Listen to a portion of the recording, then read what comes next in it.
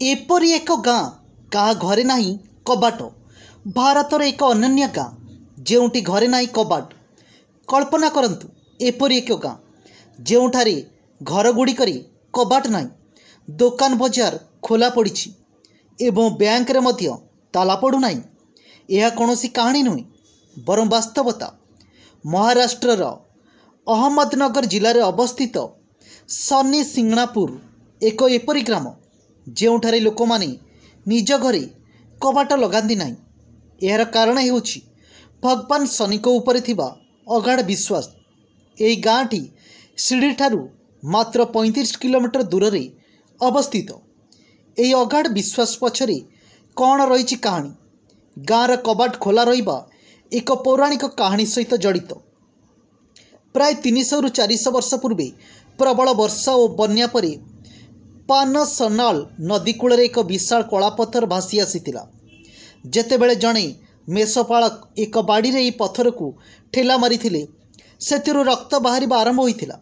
सेही राति रे गाँर मुखिया को भगवान शनि स्वप्न रे देखा देई कहिथिले जे सेही पथर तांकर स्वयंभू रूप अटे। भगवान शनि निर्देश देइथिले जे तांका प्रतिमा को कौनसी छात तले न रखी खोला आकाश तले स्थापन करा जाऊ, जहाँ फल से समग्र ग्राम उपरे नजर रखिपारे।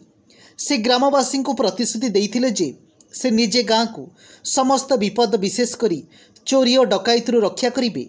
एही दिव्य आश्वासना परी ग्रामवासी माने भगवान शनि के ऊपर संपूर्ण भरोसा करी निज घर कबाट एवं ताला हटाई देइथिले।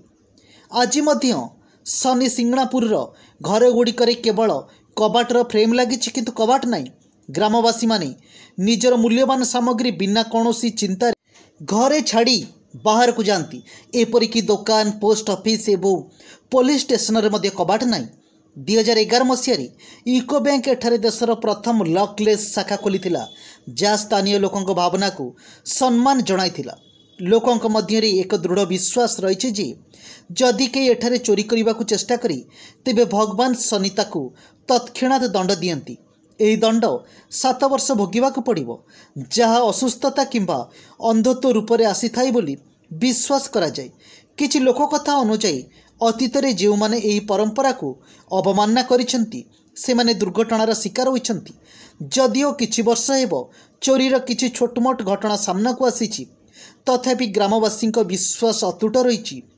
आज भी ग्रामवासी शनि भगवान भरोसा कबाट खोली रहुछंती।